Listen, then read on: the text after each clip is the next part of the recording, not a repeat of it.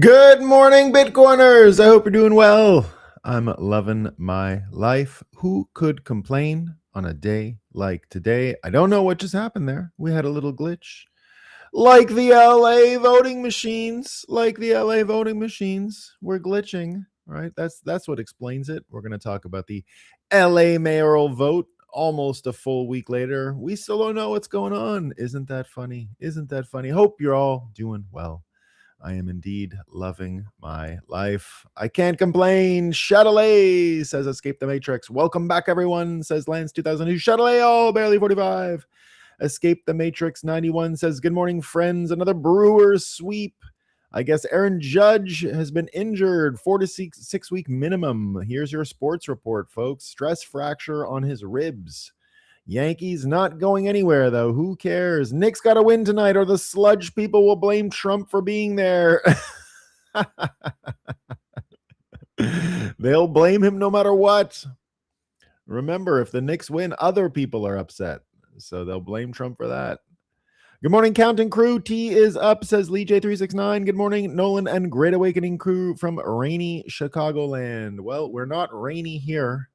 We've got a major sunrise on our hands. Bitcoin running, and I think I haven't been able to get an accurate price. It looks like things are a little bit in flux, but people were saying there was a huge drop this morning because of some bombs or something, and I don't see where it is. I don't know. I haven't been able to see any drop. It looks consistently everywhere I look, 63, 62. We jumped about 4,000 US trash tokens last night on rumors of peace in the Middle East. We'll talk about all of that coming up. You know it. So we'll find out. Beginning of a great week. Let's go, indeed, Seaberger17. It is a great week. We're having a great time, and things are going to be excellent. I've got a great show for you today. Everything's happening. Everything is happening. And before so there's our son. Let's have a sip of coffee. We'll do one more, though. It is, in fact, Scott Adams' birthday today. He would have been 60. What was his 69? I think he'd have been today. 68, 69. I think he's born in 57. Yeah. So I think he'd have been 59 today, or 69 today. So because we miss him, we're going to do his opening this morning. Let's see if we can remember it here. I have the script in front of me, but let's see how we do. All right. I'm going to read it instead of memorizing it. I haven't heard it in a long enough time, and I didn't get it well when I tried it on the day he passed. Ready, everyone, for Scott Adams today? We're not just observing the sunrise and acknowledging the Bitcoin runningness of the day. We're going to acknowledge Scott Adams passing as well today. So here you go. All you need is a cup or a mug or a glass, a tankard, chalice or stein, a canteen, jug or flask, a vessel of any kind, Fill with your favorite liquid. I like coffee, and join me now for the unparalleled pleasure, the dopamine hit of the day, the thing that makes everything better. It's called the simultaneous sip, and it happens right now. Go! That was my last sip of coffee in that cup. I did not have a time to make a fresh cup before, but I'm on cup number 3 for the day. So we're doing great on coffee. No worries about coffee. So glad we got to do a Scott Adams simultaneous sip. I still miss him, guys. I'll be honest. It's been hard getting through all of this stuff. Glad I have all you fellas, but it's true. We miss Scott Adams. Would have been his birthday. From Windham, New York, the town of Windham. Not far from here at all. Not far from here. Happy new week, Nolan, says Johnny Midas. Curious Bitcoin in the house saying good morning. Good morning, everyone. Thank you for that, Nolan. Well, we love Scott. We love Scott. He always would mention it was his birthday, like sort of casually, right? He didn't. I don't think he liked having to. It's my birthday today stuff. So he'd always find some casual way to mix it in on the show. So today, let's just make it his birthday. Let's just make it his birthday. All right, folks.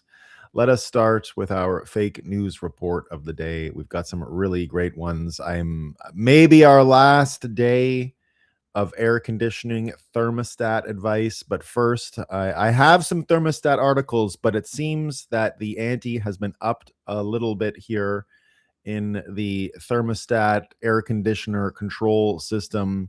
You're going to hear about it. It's really, really tough news, guys. Before we do anything hasty, like give you more instructions, help develop your thermostat strategy, I got to warn you, this should actually be on every thermostat from now on, because I've been telling you what to do with the thermostat. I've been telling you about the 78 here and there, and there's a variance between different places in the world about what you should set it at, and don't just go in willy-nilly. I've been telling you all that stuff about how to react to that thermostat on your wall and all the implications it has for your life. But I do want to start doing a warning. This should be like cigarettes, because it turns out we have been absolutely shaking hands with danger. It's not so simple as just check your thermostat. Here in Canada, we find out today that air conditioning may kill you, guys. It may kill you. The drawbacks of over adapting to a burning world. This is fresh off the printer today. This is brand new news out of Canada. So I know we've been trying to figure out this thermostat stuff together. Scott is dead. It takes a lot of us. It takes a village. We all have to work together to come up with our thermostat strategy. But you wake up to news like this and you say, like, how much longer do I have to live? Should I be wasting all of my time trying to manage these thermostats and air conditioners when they can kill me? Right? So we need like the cigarette warning now on the thermostat. The thermostat, it's just gone too far, okay? Because we put all this time into figuring out how to operate the thermostat, and now it can kill us. So we need a new strategy altogether. We got to rethink everything. We got to rethink it all, because air conditioning is a murderer. It's a killer. And I don't want you to die here. I've been trying to help you guys with the strategies for the thermostat. I've been bringing you all the expert opinion. I've been talking to so many AC experts in my private time as well. And, pouring over the data, pouring over the expert opinion, and every day trying to get closer to a coherent air conditioner strategy and thermostat strategy here. I've even told you to be the thermostat. I might as well have told you to be a killer. I might as well have told you to go kill people, because it's not good, guys. This is terrible. We got major problems. So let's just keep this in mind, right? Now, there's still a reason to have my air conditioner tried to kill me once. Thankfully, the police made it in time. Exactly, escaped the Matrix. I'm glad you got out of that alive. Why didn't you tell me that all this time? I've been sitting here telling you like innocently about air conditioners and thermostats. It turns out you should not only be a thermostat, you should not kill people. So we're just trying to get our minds around that. So there you go. It can kill you guys. You think it's a game, you're just moving a dial, right? Over adapting, escape. Yeah, we have to just figure this out. We just need to come together, right, and figure this out. So please keep that in mind as we move forward here. I have a few articles about this death trap here. What's the best thermostat setting for the summer in Washington? Get advice from experts. We need it. Hot summers can mean many things, but it can also mean a hot house where you can die. And all this advice here. It's 78 degrees in Puget Sound. But again, people out there saying in Western Washington, right? We previously told another expert that it's actually 72. So we've got major problems here. Things are changing. We have this big debate going on in Washington, 78 or 72. We'll see. Do lighting choices. You need different lighting choices, right? Will fans help cool my home? I heard yes. I did hear that it's possible. Remember that fans cool people, not rooms, okay, by creating the wind chill effect. So remember that the room is not cooler. It's just the breeze on your body, okay? So don't get fooled by the fans. Don't get fooled, right? They're out to fool you. The fans are out to fool you. Fans fool fools. Should you keep your HVAC set to on or auto in summer? We haven't covered this yet. Okay. So if it's the summertime and you have your thermostat and you have this little auto button, you say, ha ha ha, Nolan, I have this figured out. I don't have to come to mind with a strategy. I have a smart thermostat. I don't need to use my cognition and my brain power to set my thermostat. Turns out wrong. Okay. Here we find out from these experts, if the choice is between on or auto, it's not that simple. Okay. It's not that simple. It depends on factors like the climate you reside in. So, guys, you think you're sitting there laughing, thinking you have it all figured out at your home with your smart thermostat, saying, here's Nolan again, talking about thermostat strategies. Duh, I have a thermostat that is smart. I don't have to think about this stuff.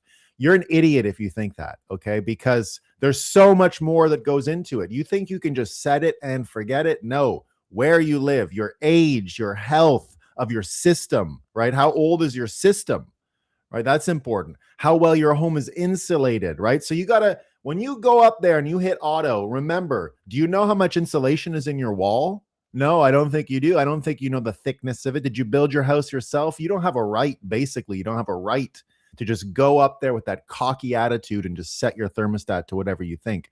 The average lifespan tops at about 10 years. Okay. So longevity, think about that. So you'll use more energy if you set to auto, right? Ultimately, it comes down to preference. Not exactly, right? Humid climates and aging HVACs, right? If it's humid, system wear and filtration. Okay. It's just not that simple, guys. So remember that. 5 things you should do now if you want to lower your electric heating bill. So we got all these new strategies. Blinds, they're going with the blind strategy that blocks heat. Okay. Shades or upgrade to energy efficient coverings that block the heat. Okay. Really important stuff, right? So remember that. And right, there's all kinds of things, right? This is the AC temperature experts recommend for lower cooling costs, right? It is again 78 degrees. That seems to be what a lot of the experts here, and Patrick Gamble and Randy Huckstadt, both HVAC experts, both in agreement. We're getting real consensus. This is beyond Nakamoto consensus. We're approaching full agreement here, okay? Fans use less electricity than air conditioners. Thank God we have data on this. Okay. The data is in, everybody. A fan, but remember what we heard about fans. They don't heat up they don't cool down the room. It's just your body. So it's not that simple, right? But thank God here we have some data, right? Using a fan with an AC allows raising the thermostat by 2 to 3 degrees without losing comfort, cutting cooling costs by 24%. That is great news. That is great news. And we're getting there really, really soon. We have this on Arizona. What temperature should you set your AC in Arizona? But look at these Arizonans. Thank God they have great election systems in Arizona, because they're opting for the vote. You know, sometimes that's just the way to deal with the temperature stuff, because you get all these experts, right? Sometimes we got to go straight to democracy here. Let's just vote.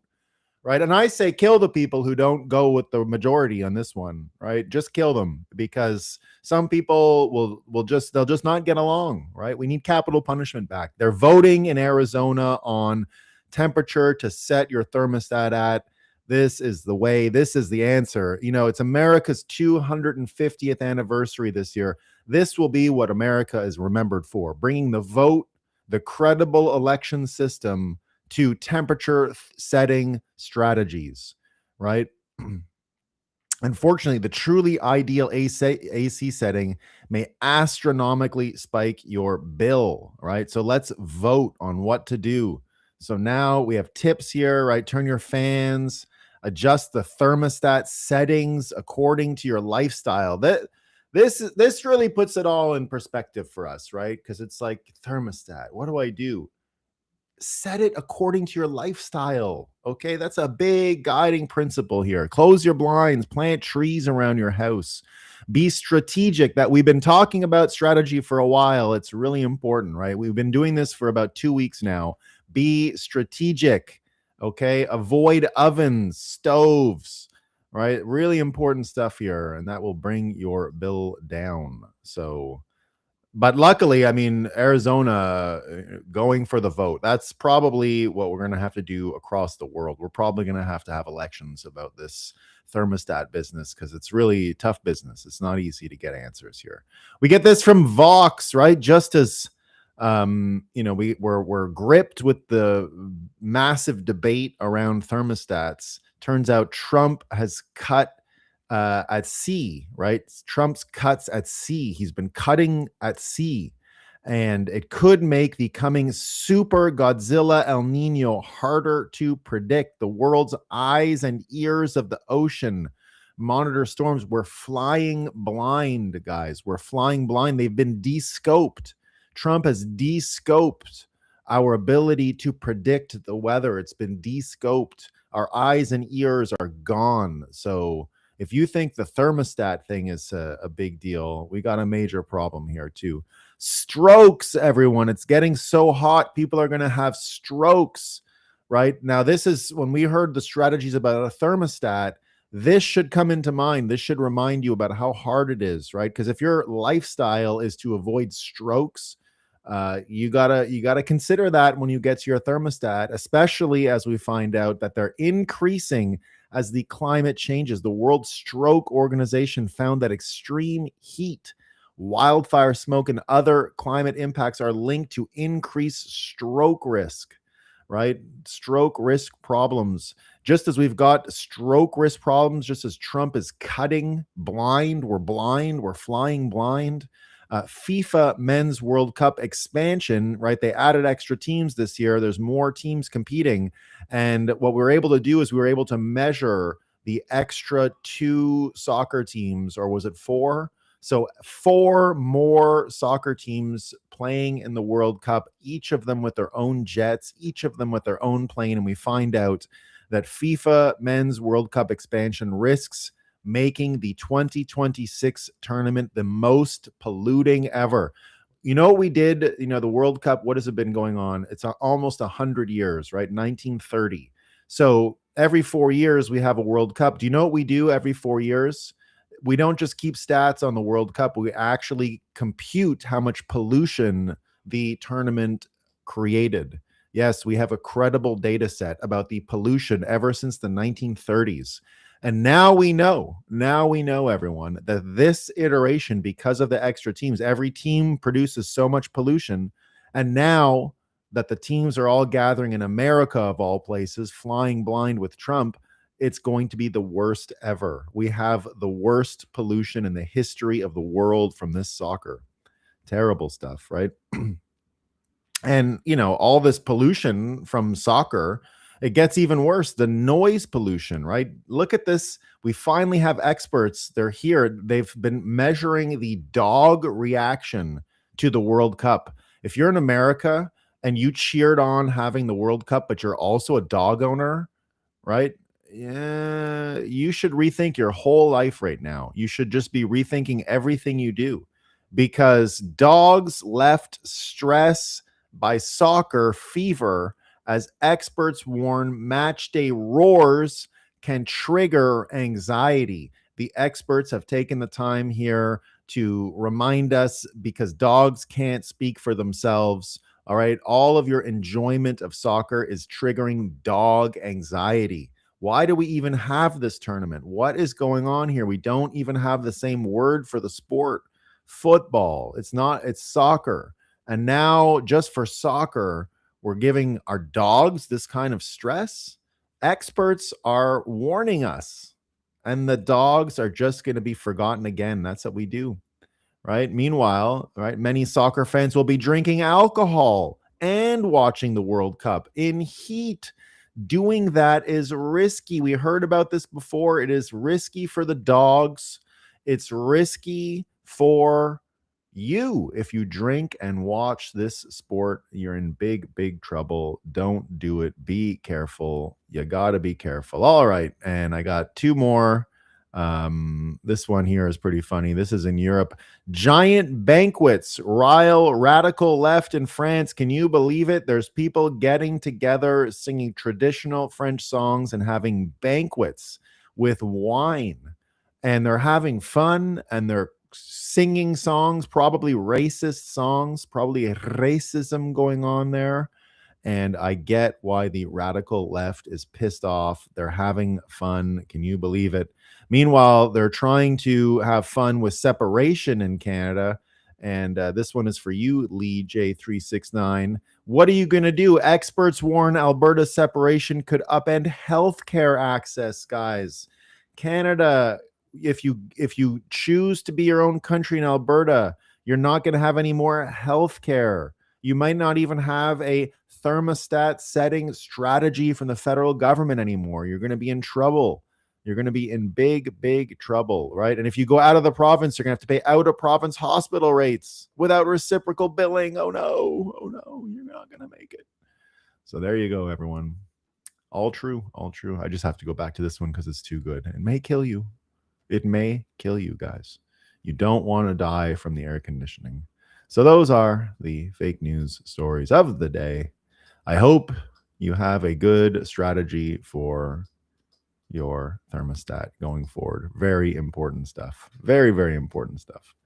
See what the comments are saying. My air conditioning bill might kill me. The thermostat didn't do nothing. It didn't do nothing. That's what's going on.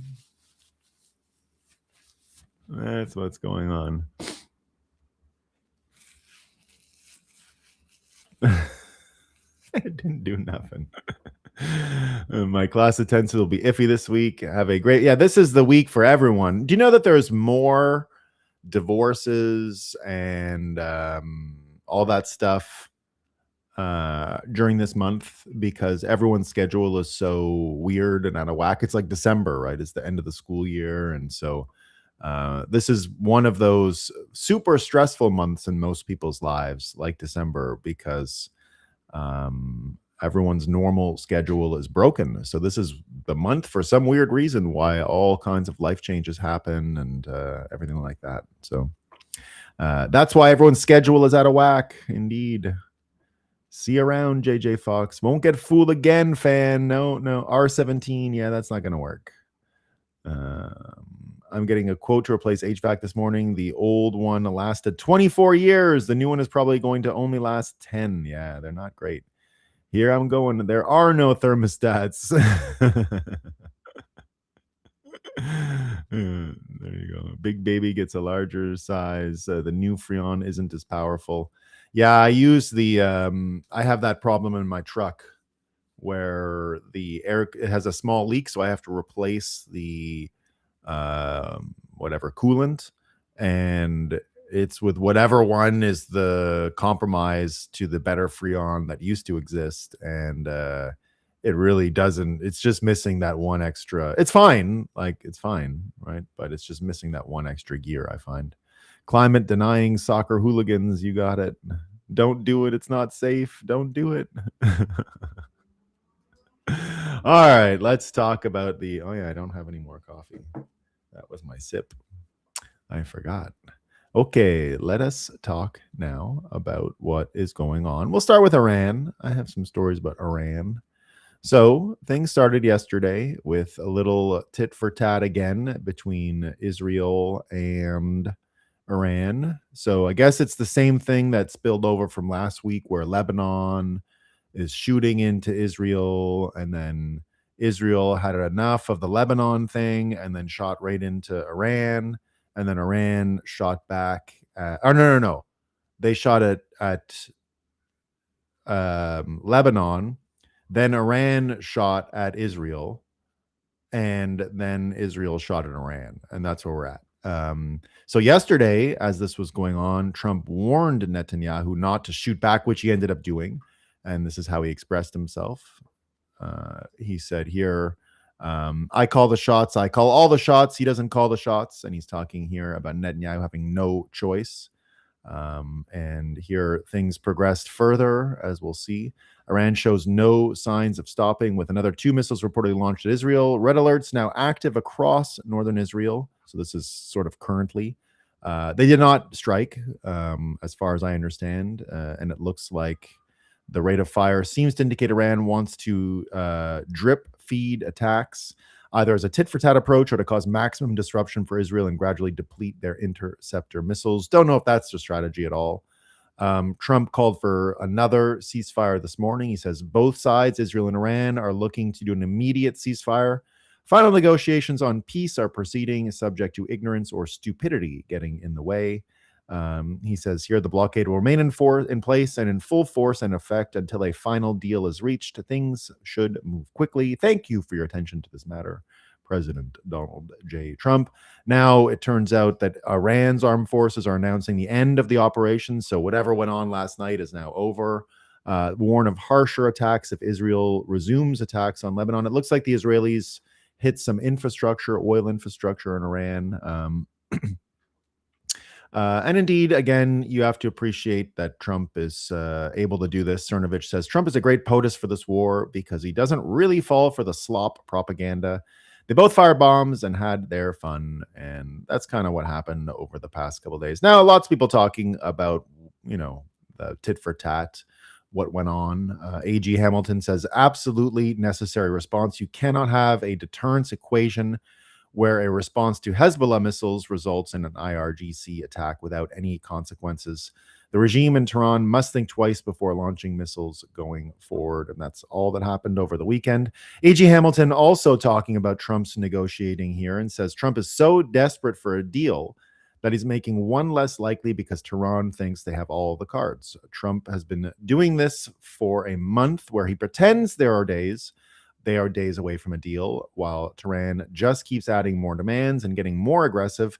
He's hurting his own cause. They had a chance to at a deal early on, but then he, at Pakistan's urging, agreed to a ceasefire with no conditions. Now the IRGC thinks they can fire missiles without any repercussions because they know Trump doesn't want to restart the war at almost any cost. This will keep getting worse. Any deal he gets under these circumstances will be a bad one because the IRGC won't agree to anything substantive. They need to regain leverage and make it clear they won't dictate the terms, or Trump will have lost the war and will also pay a political cost for it. So that's within the realm of reason, I think. However, I will say I don't agree with the consequences. It's in the realm of reason, but I don't agree with it. I think Ben Hart has a better way of putting it and framing it. I think this is a more predictive frame than what we heard from A.G. Hamilton, 29, who I respect a lot. Here he says, Iran war update and why the price of oil keeps dropping. The media has not been covering this. According to the U.S. Central Command, approximately 1,000 commercial vessels have crossed through the Strait of Hormuz in the last 2 months. An important fact, and I've been mentioning this from the very beginning, that the amount of oil actually flowing through Hormuz is significant and has to be taken into consideration when thinking of the incentives and what's actually going on. Iran, and who's been made to suffer and who hasn't. Iran has not been able to do anything about it, and commercial traffic through the strait is slowly increasing. Meanwhile, the U.S. blockade on Iran's use Strait of Hormuz is costing the Iran regime about 500 million U.S. trash tokens a day. The regime's entire annual budget is about 56 billion U.S. trash tokens. The regime can no longer pay its soldiers or security police. Mass protests against the regime are now starting up again in cities across Iran as the people are now sensing the regime can't do much about this. U.S. Treasury Secretary Bessent has announced that 24 billion U.S. trash tokens and Iranian assets that have been frozen will be used to reimburse and compensate countries in the region Iran keeps hitting with its missiles and drones. I told you this would be the case many, many times. Not with any announcements, just assuming that's what was going to happen, that they would take the money and rebuild. Iran as well will get some money to rebuild with this.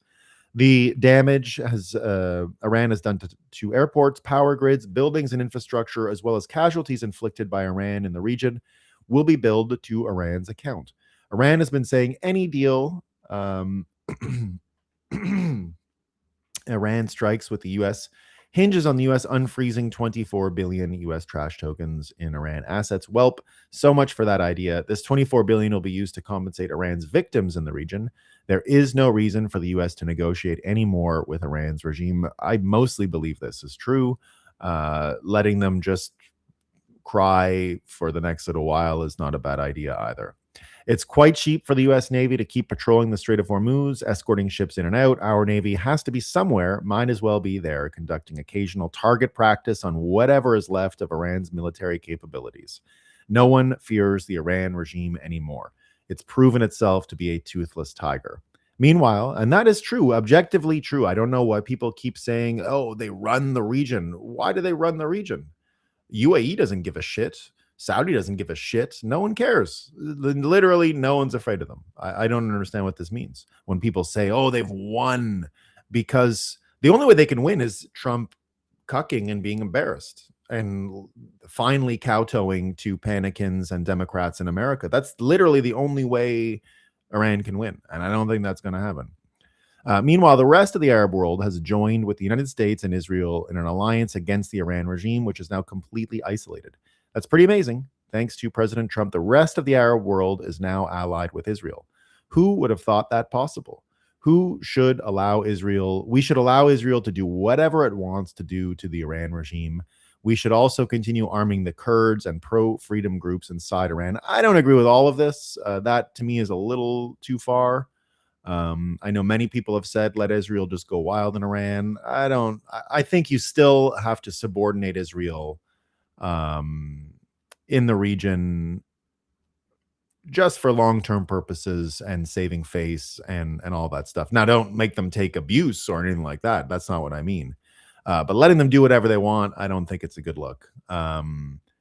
And here, arming the Kurds, I think we can get away with this without arming the Kurds. I think that's one of those things that you do and then you don't know where that ends up. And I don't think that's a good idea. We don't want civil war in Iran after this at all.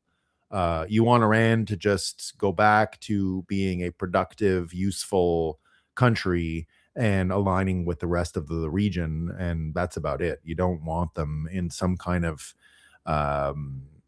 replay of the civil war that's been going on in Syria for years. You don't want that Syrian civil war and all those fault lines and all of those belligerents to start picking up arms against each other in Iran and reducing the useful human population of Iran to more fighting and more war, when we should be trying to extract some kind of peace dividend from all of these useful, smart, well-educated people. We'll see.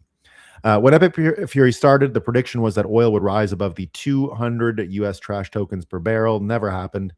Oil is around $90 a barrel and will continue to drop. The reason we have not seen anything close to $200 a barrel is the United States has ramped up its oil production thanks to President Trump. The United States is a net oil and energy exporter.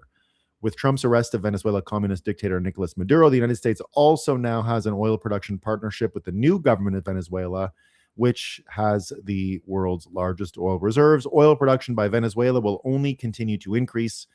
Trump has also chased China out of Panama. China is no longer running the Panama Canal. We are. Meanwhile, Saudi Arabia, the UAE, and Kuwait are increasing their pipeline capacity to bypass the Strait of Hormuz, further rendering Iran irrelevant.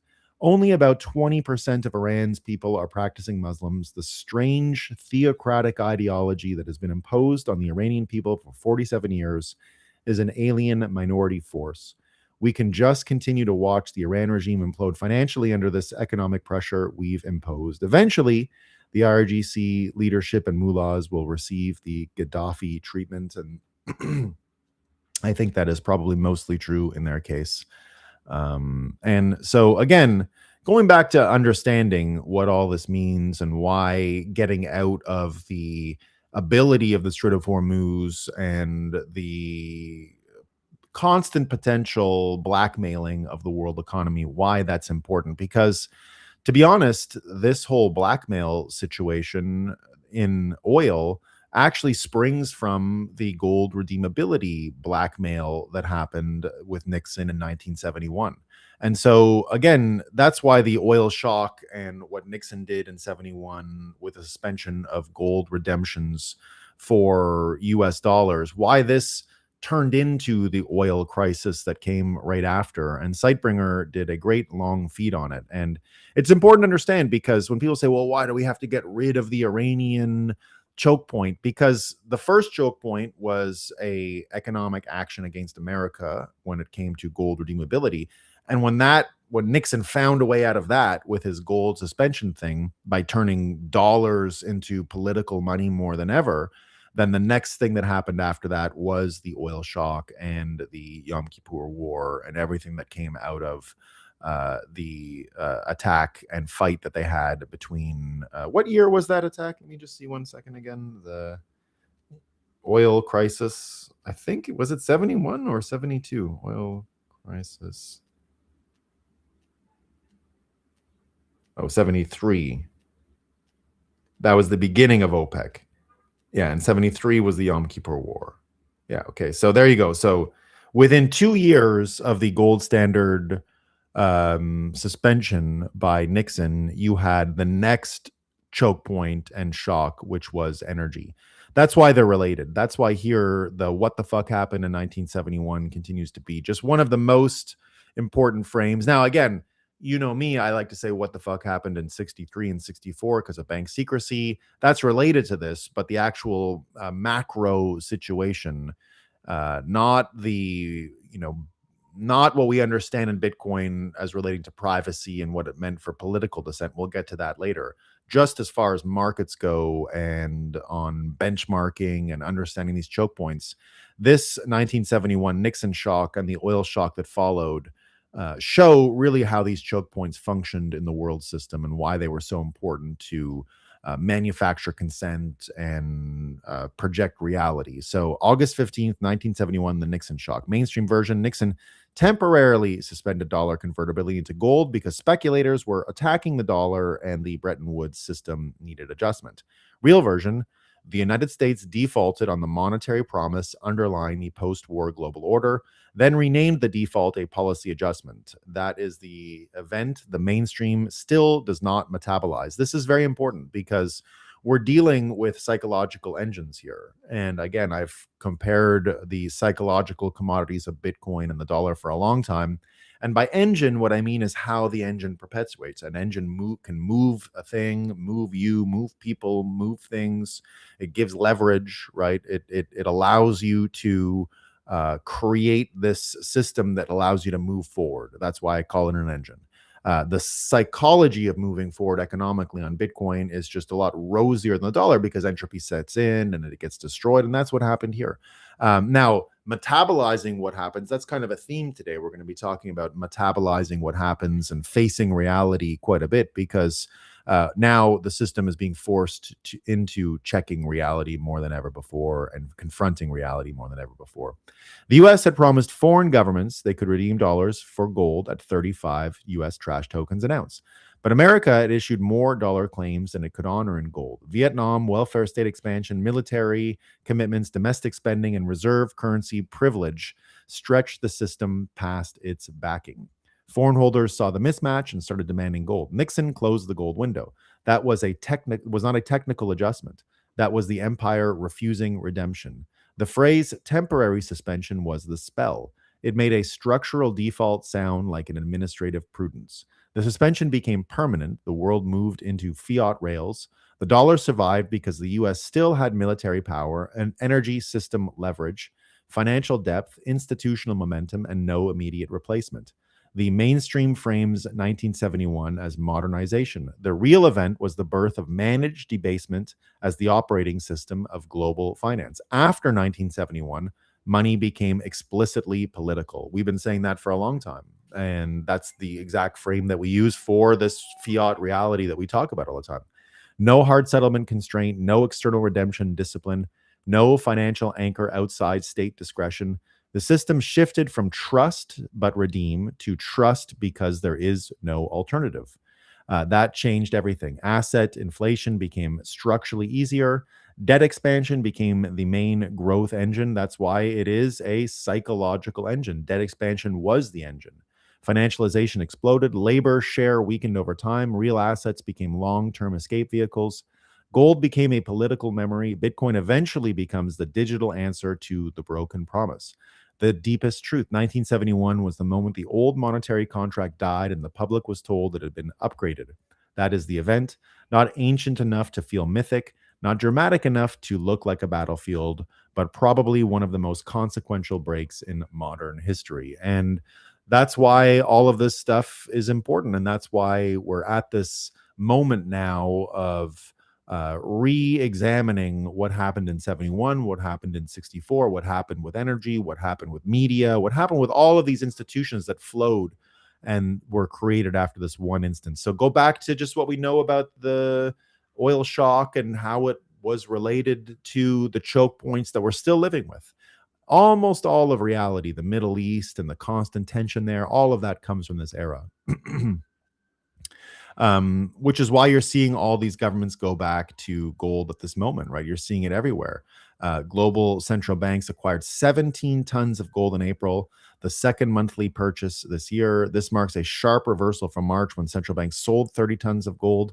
So moving back into gold, we're seeing the gold question come more. Sightbringer talks about it as well. Gold is being remonetized by states before the public fully understands why. Central bankers do not buy gold or yield. Gold buys nothing.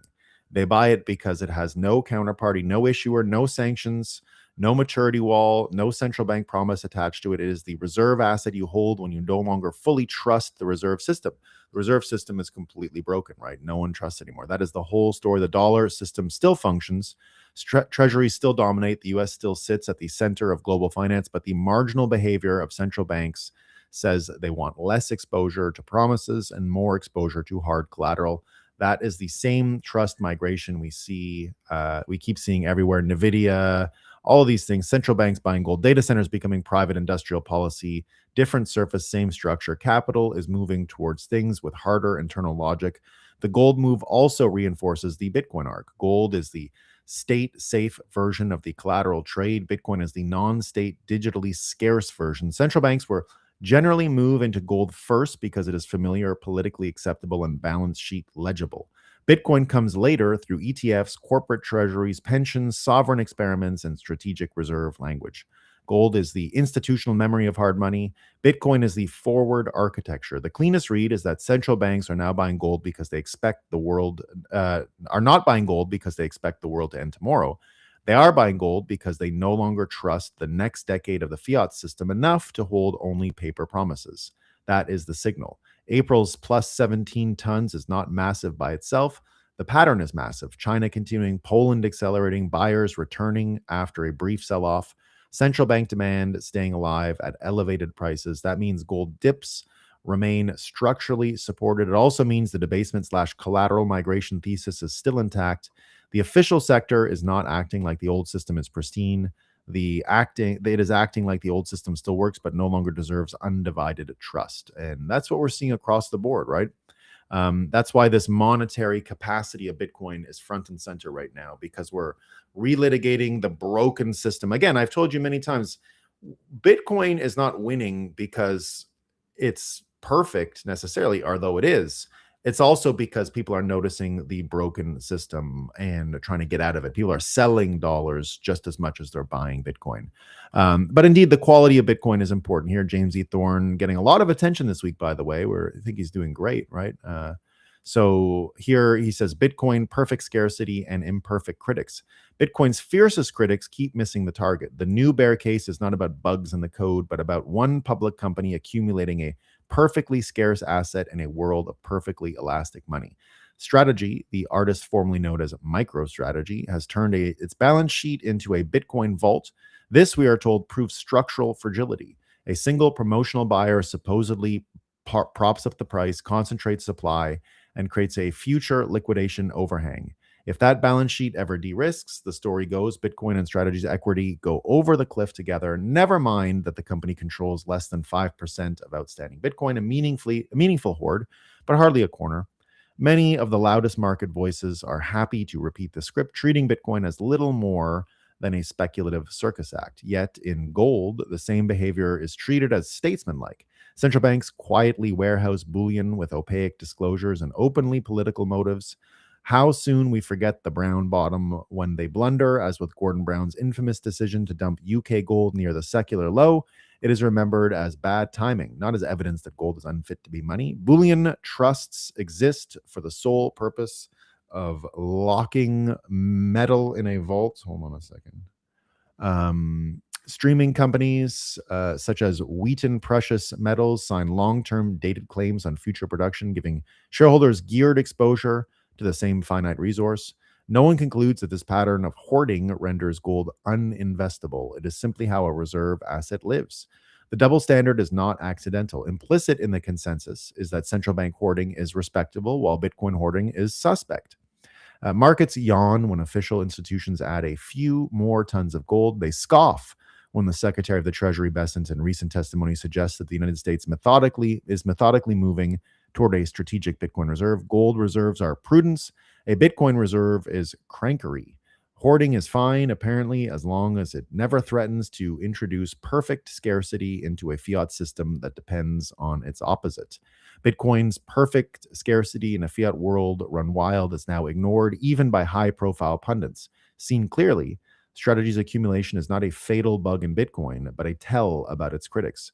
When gold is cornered by states and vehicles, it is applauded. When less than 5% of Bitcoin is accumulated by a listed American company, it is denounced.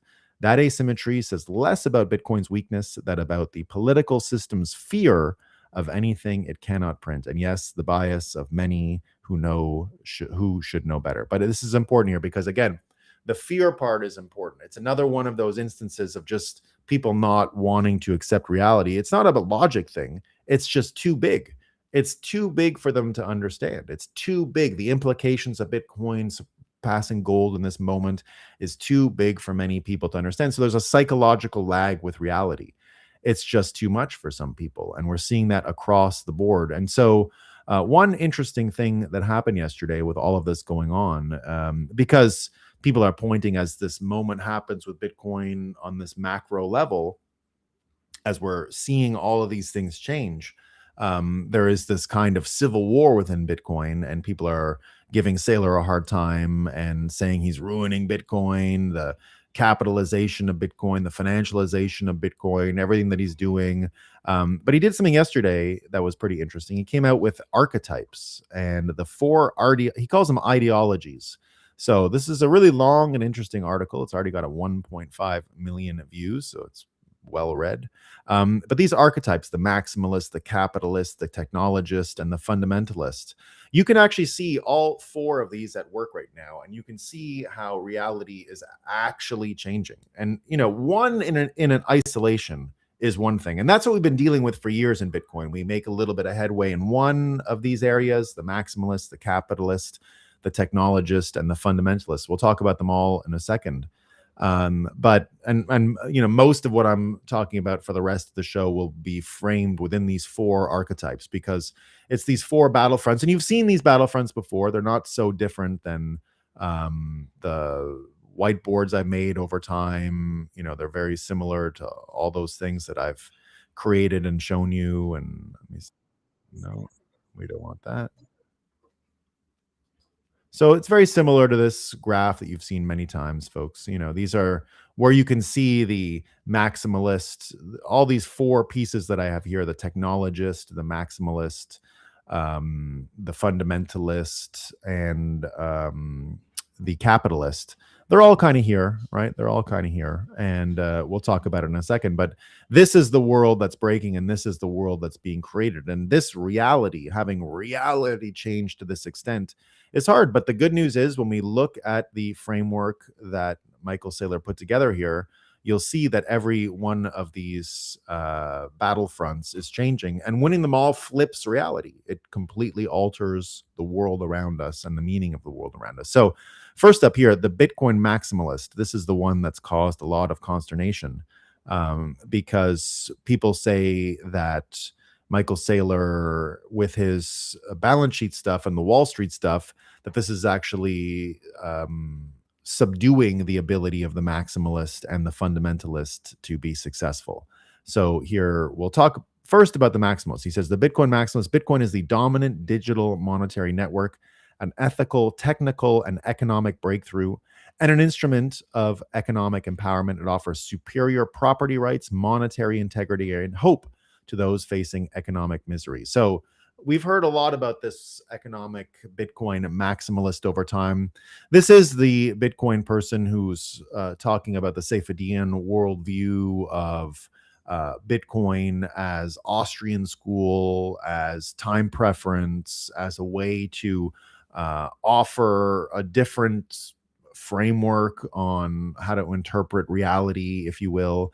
But it's happening as we see, right? Just as he says here, the Bitcoin maximalists, and they're winning. That's why when we just look at everything we saw from the gold argument, the whole world of the gold argument is really here, right? This is the fiat versus fiat Keynesianism versus the Austrian school and what's possible using that new framework that we're trying to, our old framework, but the framework we're trying to resuscitate as Bitcoiners. And you're seeing that happen, right? You're seeing this narrative, the everything we know from everything we know from one second. Everything we know from what we're seeing in the Strait of Hormuz, what the banks do, how fiat money is unethical in that the incentives themselves create these convoluted, difficult frameworks. And it's the reason why we always bring up the history of the banking systems in America. So this is the Andrew Jackson frame here. And you'll see why the ethics of the Bitcoin maximalist are such a big driving force, because when you can print money this way, that's how you end up getting this subsidy for mental illness that we see in the fiat system. Andrew Jackson destroyed the second bank of the United States in 1836, delivering a single greatest blow to financial tyranny in the American history. You won't hear the story told correctly in any economics book because it reveals how central banking works as a government-sponsored cartel that redistributes wealth from the productive citizens to politically connected banksters. And here he says it's the hydra of corruption. And the bank created artificial booms through credit expansion, then triggered busts when politically convenient. And here we see exactly what he did. After Jackson killed the bank, the country experienced the strongest economic growth in its history. From 1837 to 1862, America operated without a central bank. Industry flourished, wages rose, innovation exploded. This wasn't coincidence. When you stop subsidizing financial speculation and let productive capital find its natural home, prosperity follows. Central banks don't stabilize economies. They destabilize them for private gain. And that's what we've seen in America. We've seen the fiat system destabilize and create mental illness, create division, not stabilize America, create this kind of division. It's why the narrative is the way it is. It's why things are moving in the direction they are, and why America's changing. Here's another one from James E. Thorne saying, food for thought, Bitcoin isn't failing, the narratives are. Modern finance has developed a little ritual for anything it does not understand. If the price goes down, declare it dead and move on. Bitcoin is the prime example. The script is now automatic. The Fed is too hawkish. It's quantum. AI is taking the oxygen.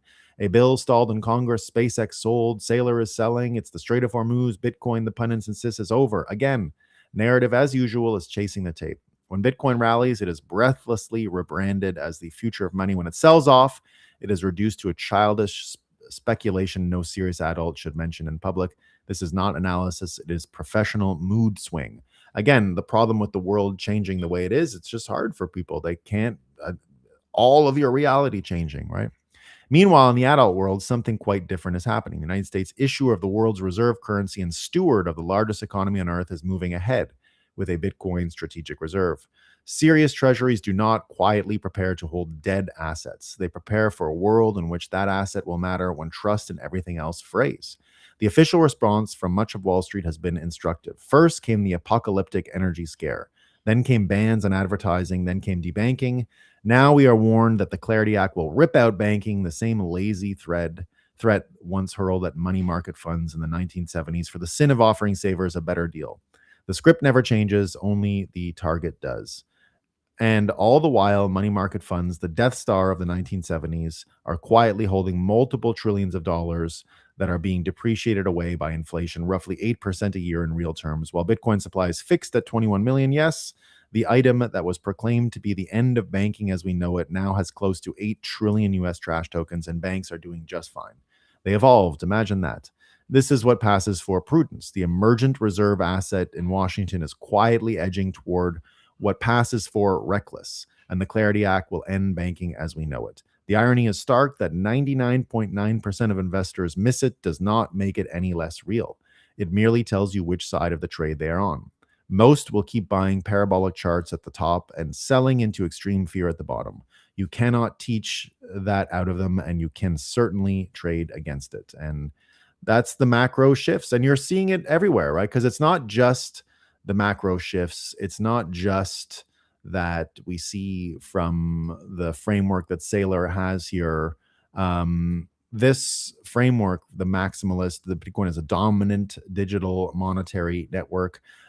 This mindset, this Keynesian mindset, finally losing to this Austrian psychological engine piece and the ability of people to see through the narrative and not be held down by the corruption and the incentives that really go into this skewed version of reality.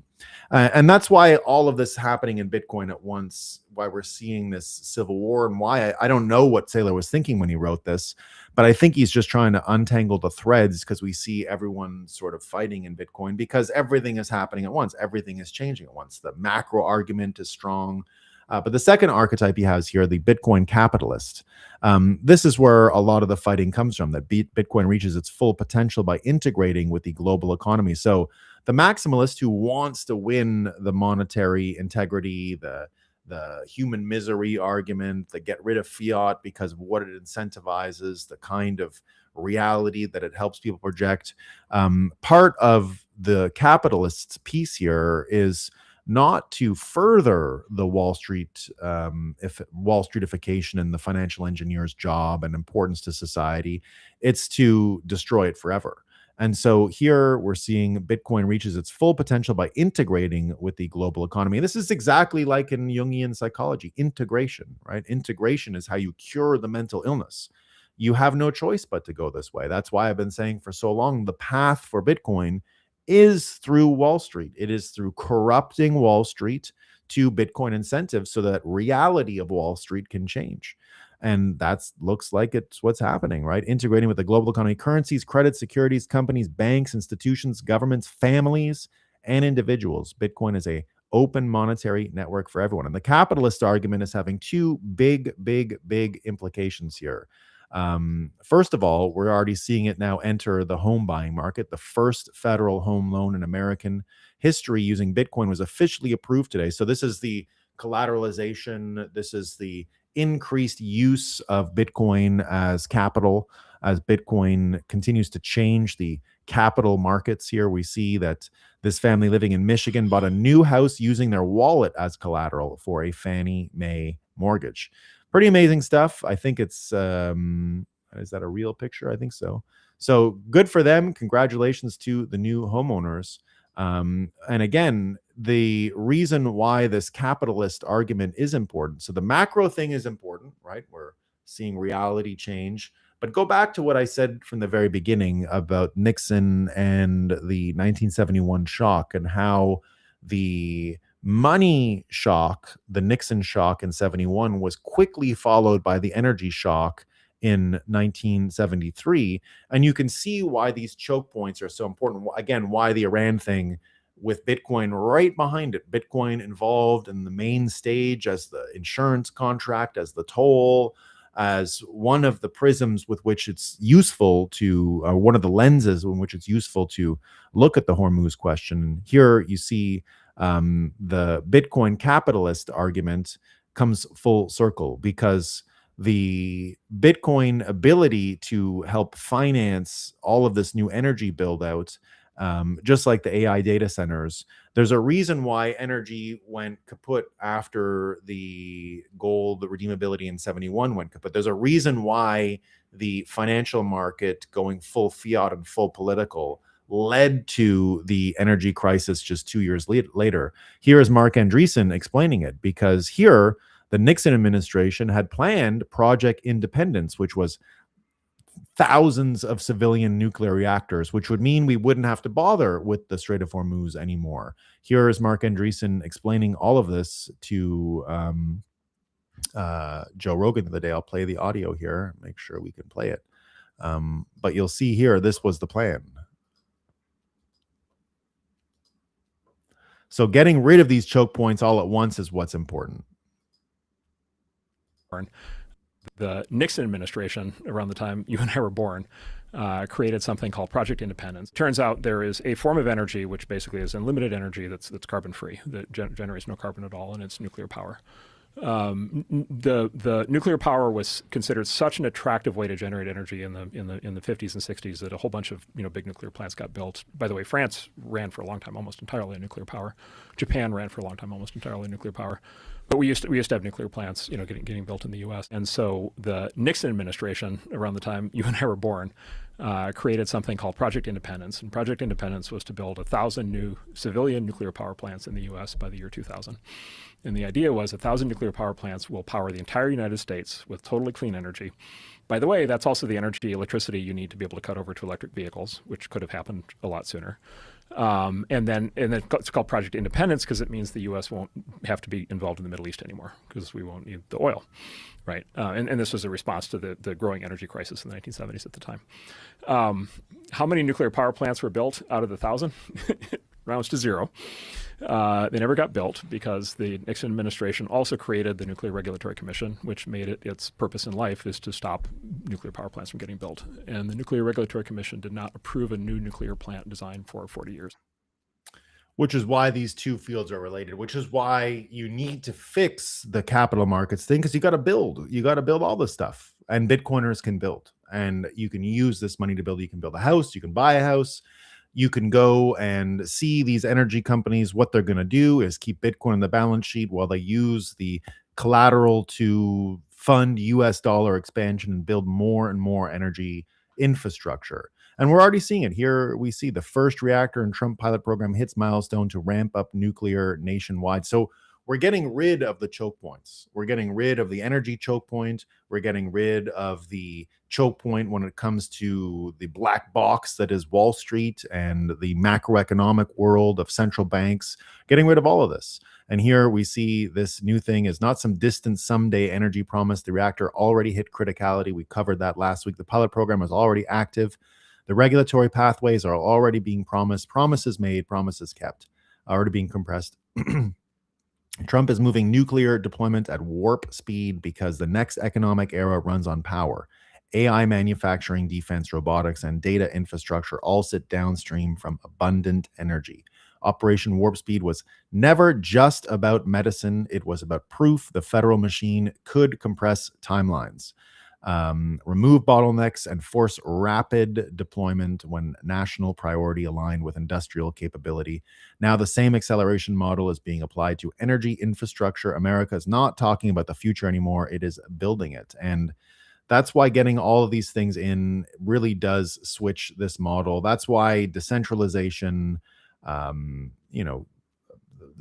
psychology of not getting stressed out all the time by this stuff, that's a macro implication. Remember what we said about what the banks were doing. They were funding the destabilization. They were funding the economic misery, the sadness, the depression, the nihilism, all of those things. And that's what is going on here. That's why it's just so hard for people to wake up to how complicated this is, even experts and all these folks, because this is fundamentally altering with the leverage of Bitcoin. That's why the leverage of Bitcoin being used at the macro level by the state, by the strategic Bitcoin reserve, the leverage being used at the individual level to buy a home.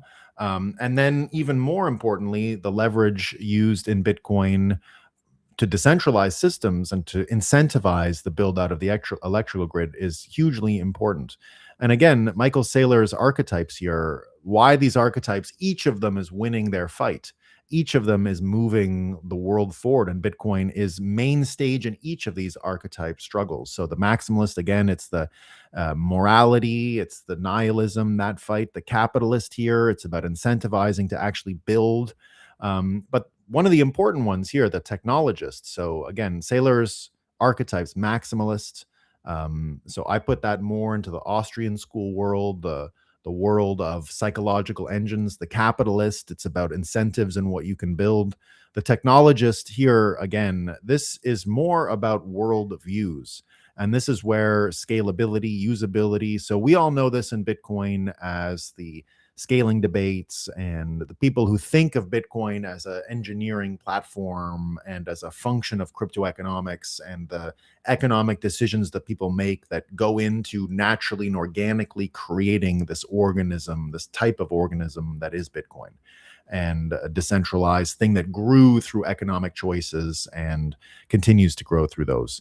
So here, this is where all these questions of integrity, compatibility, and again, this is especially where the don't trust verify meme is so important, because the don't trust verify meme is really what has to be preserved whenever we talk about Bitcoin scaling, because the whole point of Bitcoin is that you can actually have a credible result using Bitcoin today. And the result is just, I sent you money and I transferred and made a contract and engaged in a way with you and consented to, because it can be proved by me having sent you the Bitcoin.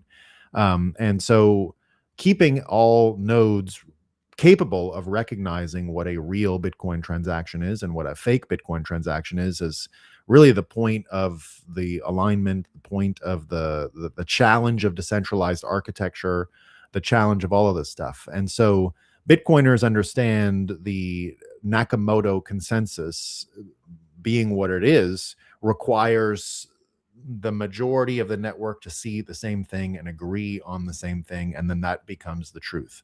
And so again, one of the things that I've been saying for a long time is that the Bitcoiner understanding of the trade-offs between the incentives to scale, why we scale, the benefits of scaling, the cost benefits of scaling Bitcoin, the cost benefits of forks, the cost benefit of block size. We've been arguing about this stuff for over 10 years now, a lot, right? This in the early days of Bitcoin was the main subject, is what everyone fought about. Now they're fighting about Saylor and the hypothecation and rehypothecation and balance sheets and too much Wall Street. But that fight is just as divided and just as pitched as the debates were 10, 15 years ago when scaling stuff started. And again, I've told you many times that the scaling debate is best framed in terms of the cost benefits and the trade-offs between credibility and convenience. That's always what it's been. Crypto, for example, opted for convenience at the expense of credibility. Bitcoin never opted for convenience. It always optimized for credibility. And that's why it's Bitcoin. And that's why everything else has to go and try and win the field of convenience and faster, stronger. But that's just a never ending fight, because there'll always be a faster and a stronger. So, Solana destroyed Ethereum. Something will destroy Solana, or maybe even already the what was it again, the where everyone would kill themselves if you don't buy their coin, the meme coin thing. Forget what it was called, that did all the meme coin transactions. It was like the biggest thing last year, record breaking stuff, right? So here you can see the tension between these two systems, and the technologists, having always understood that the trade-offs here, again, it's what made us so well positioned when the 2020 election was stolen. And now we're understanding a lot more, especially when we look at what's going on. And it's just another one of these examples with technologists and the worldview that comes from understanding these trade-offs. The election integrity questions from 2020, and now again in 2026 with Spencer Pratt. If you guys didn't hear, he lost. He lost. Variety magazine, Los Angeles City Council member Raymond has overtaken Pratt in the race for LA's next mayor after trailing the Republican and former reality star in a distant third. Raman leapfrogged Pratt for second place after the latest round of ballots were counted on Sunday afternoon, which is just hilarious. People are finally picking up too on the helicopter drops. Right? Remember I told you about the helicopter, how that thing would become one of the funniest stories around the election. So now people are actually saying, like, where's this helicopter stuff coming from? showing the helicopter landing and with the ballots. Again, this worldview now, the Bitcoin worldview, the Bitcoin technologist worldview, right? The worldview that Saylor is advocating and espousing right here, the Bitcoin technologist. Bitcoin reaches its full potential through continuous base layer improvement that enhances scalability, usability, privacy, functionality, security, integrity, and compatibility as the needs and threats evolve.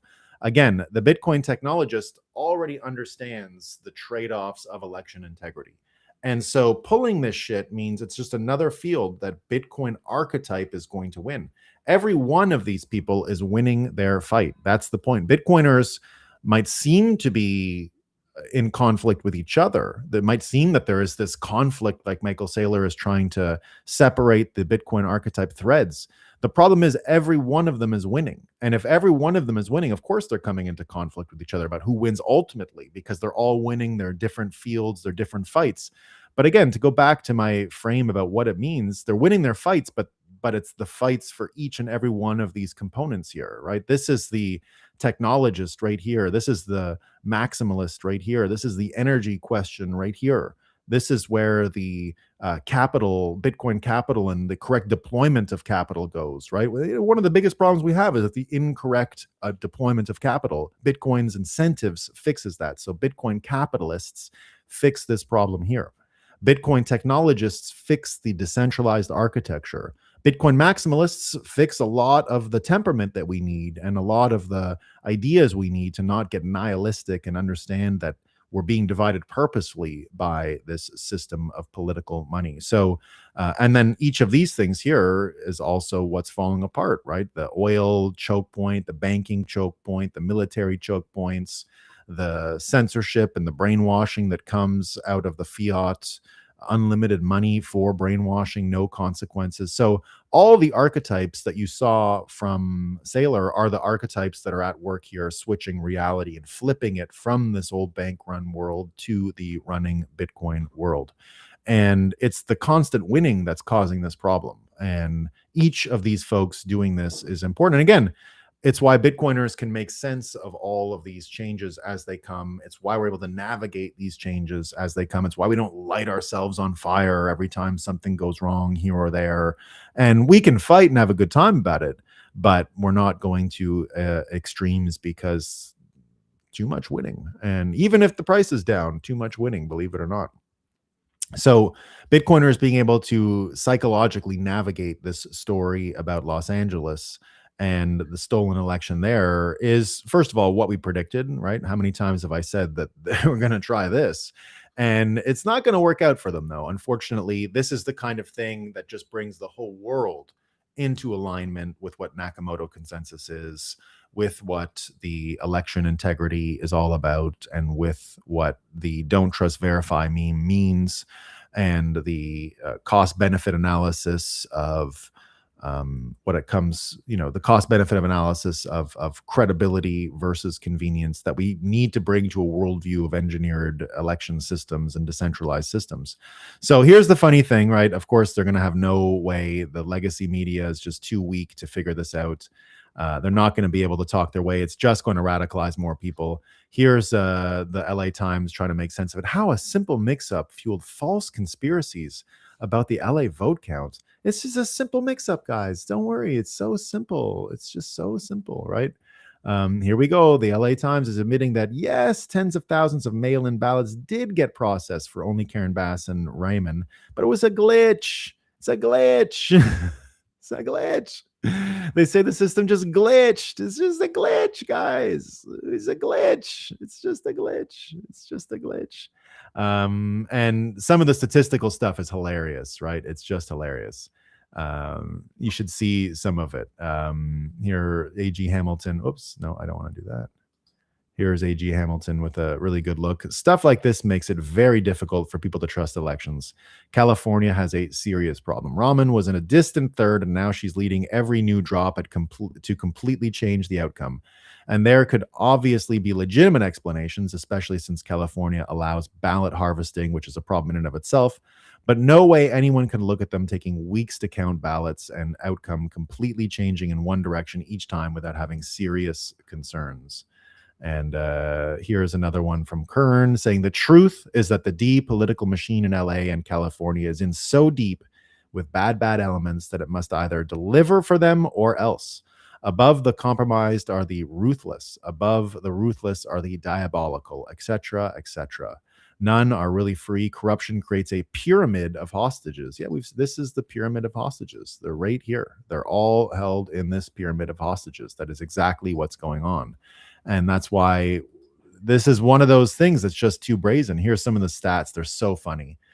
Raymond is losing her own district, and also more people are voting for mayor than for governor. Some of this is hilarious, right? Here's some interesting ones. CD4 when Bass, Pratt, and Stayer for Top Gov. It's just none of it makes any sense. So it's just perfect, right? Gad Sad, here she is crying on election night with her concession speech. Gad Sad saying, if this is tolerated and allowed to stand, it would be set a truly devastating precedent, at least for people who actually do care about democracy. Who cares about democracy? Who cares? Let me erase some of these.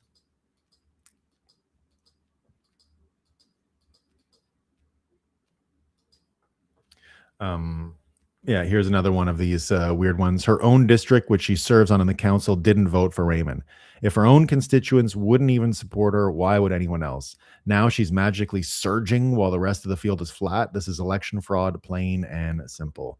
Catching it is perfect, right? Because this is how you see it. Here's another one. Oh yeah, here's the helicopter. Remember I showed this to you a couple days ago? Here they bring the helicopter for the ballots. In a healthy democracy, it is entirely normal to use helicopters to fly in ballots, not votes, just ballots. And it's entirely normal to make sure that tens of thousands of homeless drug addicts who are not from Los Angeles and have no idea what's going on get their vote. And that is what happened. And again, you know, here we have Nick Shirley, who showed up at someone's house yesterday in California. She's 126 years old. No one lives there. Obviously nobody lives there. So again, getting caught in this way is just perfect, and it's going to radicalize more people. Here's the excuse, though. Here we have an amazing excuse. Here's Dana Bash. I'm going to make sure you hear the audio on this. She has it all figured out, guys. This is how, guys, why are you asking questions? It's so simple. We can figure out why the elections are getting stolen. Just listen to Dana Bash. Dynamic that we saw back in 2020 when states took longer to vote. It looked like Republicans were doing better at the beginning. They tend to vote earlier. The votes tend to be counted just culturally, not even sure why, tend to be counted first. And then once the votes that are already there legally are counted, it looks different. It's just cultural, guys. We have a cultural predisposition to counting Republican votes first. It's like, you know, remember Smarties? When you eat your Smarties, do you eat the red ones last? Do you dive right? When you count your votes, do you count the red ones first? That's all that's going on, guys. It's just cultural. It's just like a jingle. It's a song. We like it. We like red first, right? It's the opposite of Smarties. We want red first. We need the red ones first. So again, people are figuring it out, and because it's become so obvious, this is more persuasive. Watching Dana Bash try to tell you that it's from cultural reasons without any other, it just doesn't do it, right? It doesn't do it. And this is what allows us to see more and more the corruption, and seeing the corruption more and more, making it more and more obvious is exactly what has to be done. This is the only way to do it. Trump had another great example yesterday. He was doing, and this brings more attention. So here he is doing an interview with Welker, Kristen Welker. And he walked out when they started talking about election integrity stuff. Just perfect. Listen to this. Everyone talking about this morning too. Evidence than ever presented. Let's talk your about elections in this country. We're like a third world country. Your elections are crooked, and you're crooked, and Meet the Press is crooked, and so is ABC and CBS and CNN. But Mr. President, you're one-sided crooked network. So let's call it quits, because I've had enough. Thank you, darling. Have a good time. Mr. President, let's please. I traveled all the way to Wisconsin. She traveled all the way to Wisconsin. She did him a favor. She's doing him a favor. I came here for you. And you're leaving. I came here to Wisconsin. It was a 2-hour flight to meet the president. I went out of my way. I travel all the, I know. I travel all the way to for an hour, Wisconsin. on and off in the rain, and I've given you enough time. You ought to straighten out your press, because you know what? Mr. A President, country can never be great with a dishonest listen, press. we Come on, traveled let's go. all the way to Wisconsin. All the way to Wisconsin. She traveled all the way. So cut her off, but about election integrity, right? So this is all bringing attention to it. Here's Joel Pollack. I actually agree with Trump. Rare case where walk off is appropriate. She kept interrupting, and Cali elections are a sham. It can't be acceptable to a journo that state and local officials said. Experts say she should ask Gavin Newsom about how Cali counts votes. And there they are talking about the vote stuff. So this just brings more attention to it, right? And here's someone put stills of her face from the interview. It's perfect, right? That's not the face of an object. What about the vote? You saying they cheated? How do you... State and local officials have said they didn't cheat. Spencer Pratt lost. He lost. So good. So this is where they're left, the legacy news, right? This is great. Kristen Welker has 3 options after Trump walked off her interview. All 3 are catastrophic for the media. This is the moment nobody wants to talk about. After 9 years of rallies, press conferences, and taped sit-downs, the press is now boxed into 3 choices every time Trump sits across them. And every single one is a nightmare. Option 1, keep pressing for evidence. Trump says, all I have to do is look. I listen to people. Anchor demands court-level sourcing. Trump calls them crooked and walks off. The clip goes viral with Trump as the decisive one and the anchor as the aggressor. Network spent the travel budget to Wisconsin for a segment that ends in 90 seconds. Option 2, accept the frame and move on. Don't challenge the California election claims. Don't push back on 5 days and no winner. Let dirty elections stand without follow-up. Audience sees the network validating the narrative. Every future anchor gets the same treatment because it worked. Option 3, don't take the interview. Refuse to sit down entirely. Trump holds rallies, posts on True Social, sets the agenda anyway. Network loses access, loses the clip, loses the audience. We traveled all the way to Wisconsin, becomes impossible to say. The story becomes media too afraid to interview the president. Let that sink in. There is no option number 4. There is no clean exit. There is no, we ask the right question and he answers it. The media is showing you a president who got a little bit angry in the rain and walked off a barn roof from Chippewa Falls. They're not showing you that every path forward for the press leads to the same outcome. Trump controls the frame, the clip, and the story. This is the most structurally difficult position any White House press corps has faced since the invention of the televised interview. I think that's the case. I think he's got them completely, totally cornered now, and that is only going to get worse. And people pointing out here, of course, that how simple and easy and gentle they were compared with Trump. Here's Biden. During interviews when Biden was president, his handlers would jump in if they asked something beyond the agreed upon scripted questions. Here's an example. After some of the softest questions ever, the host tried to sneak in a real question to Biden, and it did not work out at all. Another example here, we'll play this one. This is the hostility that he gets from the media and why it just doesn't work anymore. They've basically shot their last shot. Don't think they have the capacity to keep doing this at all. Where am I?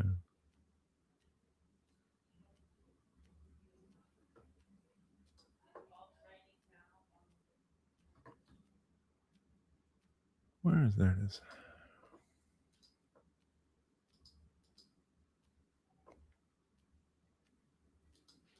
Than half the audience. Yeah, look at that. I mean, 8.6 million, 6.3 million for NBC, and then you got to go all the way down to below 4 million for the CBS Evening News. So if a team is losing over and over again, you got to change the general manager and even the owner, and that's what CBS has done. So, Joe, people have come up to me and say, well, I didn't see the bias at 60 Minutes. You went out of your way to notice it and then maybe put a collage together, a montage for the audience. A mixtape, as it were, since we're talking VCRs at this point.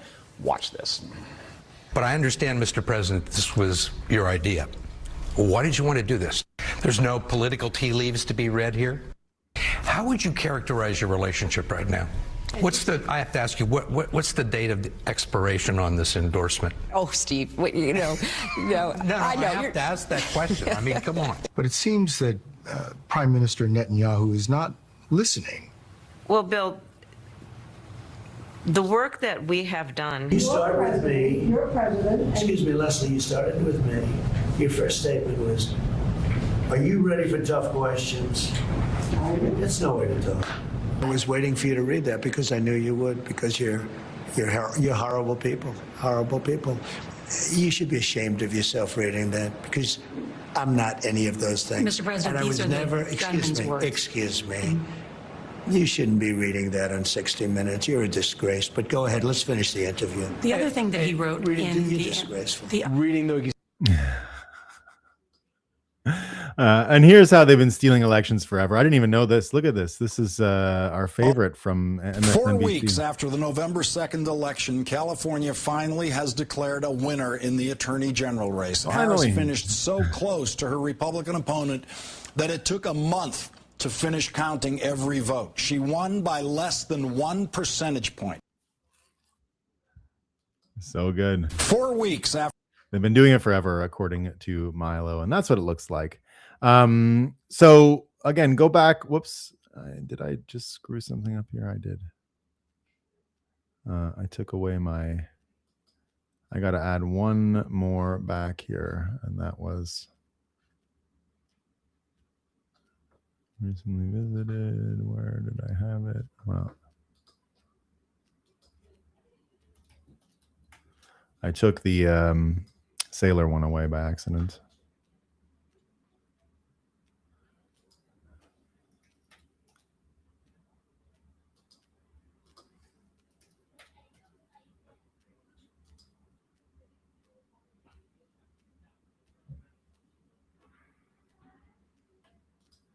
Oh, Sailor bought some Bitcoin today.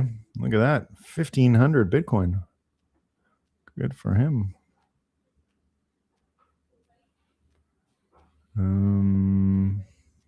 There we go.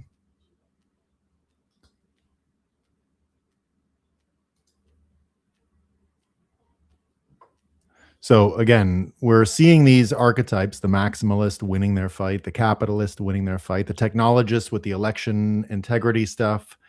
That's one of the biggest fights. But now the important thing here is the fundamentalist. Bitcoin reaches its full potential by remaining true to its core principles: self-custody, personal nodes, decentralization, immutability, and use as money. Fundamentalist seeks to protect Bitcoin from corruption, capture, or compromise. And where are the servers? And that's perfect, right? Where are the servers? Dr. Jang. And that's why when we see ops, Bitcoin gives you the contrasts, the ability. It's like when you know how you test cameras, you put a white filter next to it and then you set it based on that. It's what Bitcoin lets us do. And one of the great things is Bitcoin is a great test for seeing these ops. And I think the fundamentalist who really has Bitcoin here as the, if you summarize everything we heard from the technologist, from the maximalist, from the capitalist, you put it all together, and then it is your worldview. I mean, that's what we do every day here. We just take the news and we bounce it off of this worldview that is a Bitcoin worldview, and we see what we get back, right? That's what I do here every morning on the show. And that's how we get all this content that comes in, and we just bounce it off of our worldview, like sending a radio signal. We just bounce it off the clouds, the ionosphere in this case. We bounce it off a Bitcoin worldview, and we see what we get back.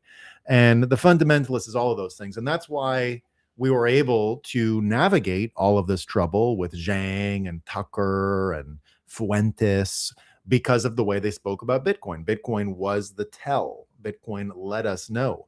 And while they were all critical of it, seeing all these ops and seeing all this stuff, and then seeing Hunter Biden come out is funny because, again, the Bitcoiners understand that this stuff is real. And here is Adam Townsend saying, zero chance. I was telling you about Hunter the other day. He's now reading Andreas Antonopoulos, he says. Adam, and we picked it up last week. We thought it was funny, right? But a lot of people talking about the authenticity of all of this, and it's not looking good for Hunter. Probably will all work, but Adam Townsend has the goods on him. Zero chance, he says, that Hunter is writing his own tweets at large. Too much opportunity for failure, and it compounds with every tweet. How well done is it? That it was what surprised me. Hunter's posts are very good. The Democrats have been able to hire a good poster despite trying for years. Now Hunter shows up and happens to be very good. We're seeing all of this stuff. Adam Townsend had pictured it and predicted it for a while. I've written, going back to 2019, how Hunter would be revived. It's important for the establishment that he be used as a wedge issue equals redemption, forgiveness. Religious people must forgive him or else they're not religious. It's huckster shit like judo establishment will use Christians' weight against themselves. The Tucker Fuentes Megan shit side of the conservatives will give him their platform and quote Bible scripture in your face. He'll also get some immaterial role to another country. You'll see. This goes back thousands of years. Bullshit is the explanation, and we'll see what else he's got here. Hunter is doing the WAP strategy, a scandal that wraps itself around empowerment. In this instance, his narrative is recovery. Your reaction is the scandal. Hunter also needs to occupy the Biden space in the public domain, and an emergent dynasty will charge into the power vacuum. Whether the story of Claudius hiding behind the curtains is true or not, he was still needed to house the sycophants, and it's also a redemption story and had its villains and heroes. Clinton's used Chelsea, and you may recall in the Podesta emails, Doug Band and others complained about her incompetence just as Nira held Cap, etc. Like Bud Light, that still hasn't recovered, the Biden regime needs to keep their product on the shelves. This is all the old stuff. It's been hanging around for thousands of years, but now we get to see it up close. Tucker et al. Will do the same shtick that did with Iraq War, COVID, etc. A turnaround very quick. The left also needs Hunter Biden because an ideology can't be coherent without being intolerant. So they make theirs comport with the rule while making conservative tolerant issue using religion, etc., etc. Here's a Matt Dines Bitcoiner tracking the Hunter Biden ex Bitcoin social media. He went hard on Bitcoin, by the way. Again, it's the tell, right? Here he is. Bitcoin will unite us, he says, right? Bitcoin will unite us, Hunter Biden, Bitcoiners. Is Hunter Biden going to save Bitcoin? People are asking. Ed Spracken, former President Joe Biden's son, Hunter Biden, says, fiat is a sham. The banking class is corrupt. Decentralized digital currency and blockchain are the inevitable future. Caitlin Long getting into it here. OG level, not Boomer War Night level. Hunter went to Yale Law. Here he is thanking Beeple. Quoting Internet of Money by Andreas. Here's the Beeple painting that was produced. Fiat is a sham, he says. More. President Joe Biden is fiat is a sham. The banking class is corrupt. Here's the Beeple one. All right. Thanks, Beeple. Hunter Biden saving crypto. NFT profile pics are picking it up, indeed. Even spilled crypto goo on it. There you go. Going full crypto. Brett Weinstein, I strongly suspect something is trying to rehabilitate Hunter Biden in the public mind. Beware. I could be wrong, of course, but the degree of self-awareness seems shocking, and it's inconsistent with the entire backstory. We'll see. Fun stuff, though. And Bitcoiners smelled it out, sniffed it out, of course. We like to be able to sniff it out.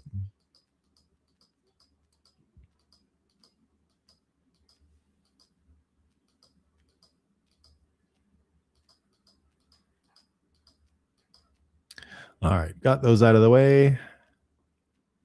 Yeah, here he is. Matt Dines with another one. I'm picking up internal corruption in the King dynasty during the Opium Wars, kind of vibe from all of this. Anyway, people are figuring it out. Here's another one. MAGA supporters have seemingly had a change of heart about attacking the former first son, with many now championing him for his sobriety. I can't even see the articles anymore. I just see a publicist paying people online to say something, then praying the narrative pushers to write a story about what they pay the influffers to say online. And again, Bitcoiners can recognize this stuff, but you got to admit, right? Go back to what we're seeing with the stolen California election, the Hunter Biden op. Again, why the fundamentalist thing is important. and why it's useful to be able to see all of these archetypes in Bitcoin operating, because seeing the Bitcoiners fight while it's ascending is not the same and gives different instruction from watching the sludge people fight as it's all breaking. Right. So Bitcoiners are rushing to be the king of the castle at the top of the mountain. And so that's the fight. The other one is fighting to not be the next one to get sucked down the drain as the whole system is circling the drain. And that's why the story about the gold and the CIA from last week continues to have important implications, because, again, go back to the frame we got from Saylor and the frame with the fundamentalists, right, with the core principles and the worldview, and again, why we don't want corruption, and seeing the corruption that went into all of this, all of these stories about, for example, the home buying stuff, why the Bill Pulte resistance is so important. Right here, we see this story. These institutions are so damn scared. They're chewing their own limbs off like trapped animals. And here he's talking about Flopping Aces is talking about the gold question and Bill Pulte and why this is important. He says Senate Democrats just tried to kill Section 702 rather than let Bill Pulte set foot inside Odney, the thing he's taken over from Tulsi. Their precious surveillance powers, the same ones they've defended like holy scripture for years, suddenly aren't worth saving if it means some acting appointee might actually look under the hood. This is bureaucratic self-mutilation dressed up as concern for qualifications. They claim Pulte is too dangerous with sensitive information. The same people who turned leaking classified Russiagate bullshit into competitive sport are now clutching their pearls about information security. It would be funny if it weren't so pathetically obvious. Over at the CIA, they've got a guy who allegedly built a fake black budget program, moved millions through it, and stacked 303 gold bars in his basement like some cartoon villain. For decades, these clowns have buried worse scandals without breaking a sweat. This time, the story gets the full media rollout with multiple outlets and detailed sourcing. Almost like an agency decided its own rotting corpse was already too far gone to bother hiding it anymore. This is what real institutional panic looks like. Not careful leaks, not quiet reforms, just raw, stupid, self-destructive flailing. They're so terrified of what one man with acting authority might actually do that they're willing to burn their own surveillance machine and air out their dirty laundry in public. This is the behavior of a cornered rat who'd rather set the building on fire than let someone else hold the matches. And the best part, they still think we can't see exactly how weak and desperate they've become. So there you go.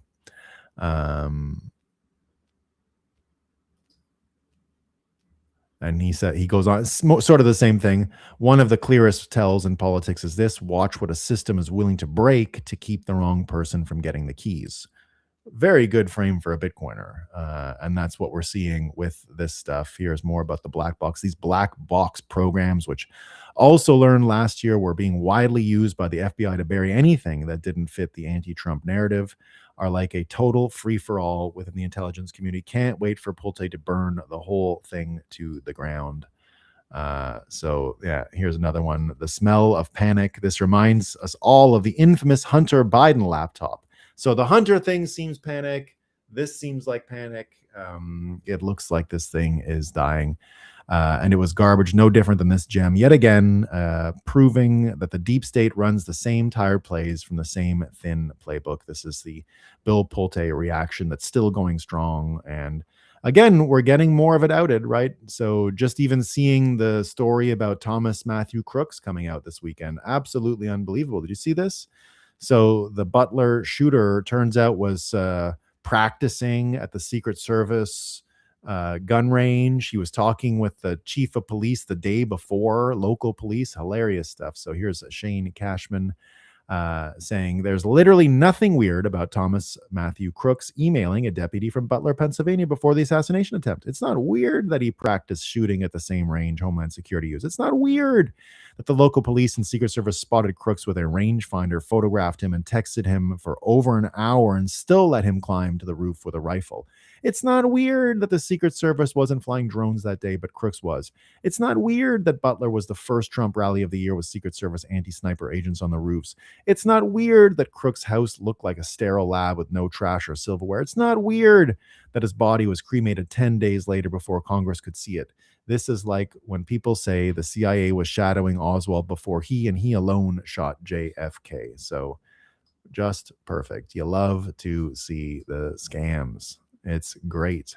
And just as we're considering all these scams, the other great news is that just as things are breaking, we're seeing the golden age come into view. I think there we go. We got the golden age. Any golden age mascotting going on in the comments? There we go. 2 more weeks to the golden BTC plebinaire. No, not 2 weeks. We're here. We have it. I was waiting for golden age mascot stuff. Take a look at what's coming to the National Mall. Ferris wheels, 150 exhibits, 56 states and territories, live entertainment, cultural programming, family attractions, showcases, Great American State Fair. I'll be headed over there at some point. And wouldn't this be the greatest thing? Look at this. Ranching can now be done with technology without fences. Getting rid of barbed wire and reopening the West as a vast, unfenced open space is the single best thing that could happen. I believe that. I believe getting the ranch land back. This is how you get the best people, the best and brightest to go back into farming, which is where I predict they'll go.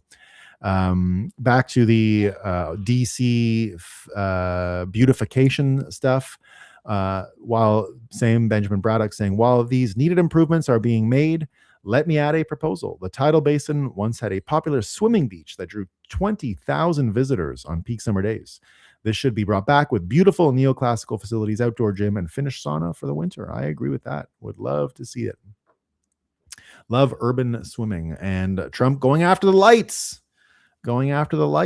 This is golden age. You're going to get the golden light again, not this shitty white crappy LED lights. The light is no good. The golden age deserves golden lighting. We need the incandescent back. Praises incandescent as the superior choice. And we have golden age doubters out there, right?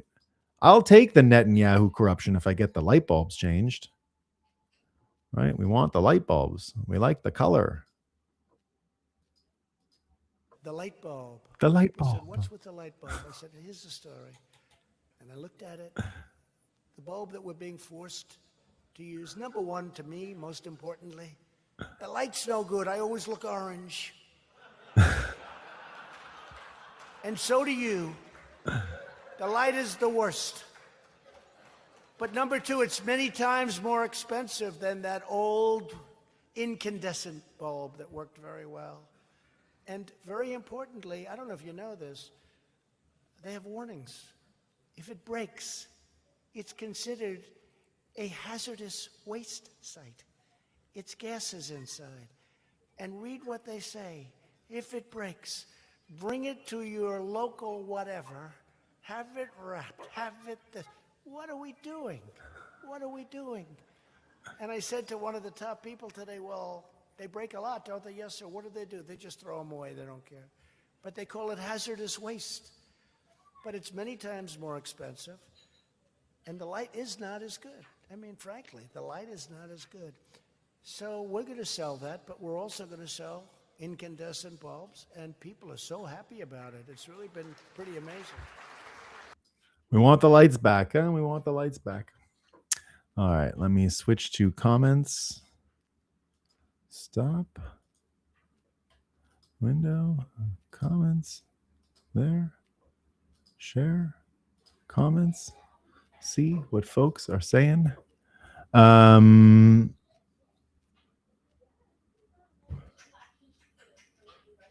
we go. Yeah, that one is not going to work. Actually, I'll just get rid of this. Okay, folks. Let's see. I can't believe he lost a fake election. Nolan, I would like to see you and Simon Dixon debate your altering views. Perhaps BTC Sessions could make it. That was a good idea, Charlosky. I'll ask him. I will ask him for that. It's a glitch that takes me back. You got it. Simon Dixon says Q stands for I won't finish it, but now there's no denying Q has all kinds of poison inside of it. You can't just believe Q whenever you see it. But there's clearly something going on.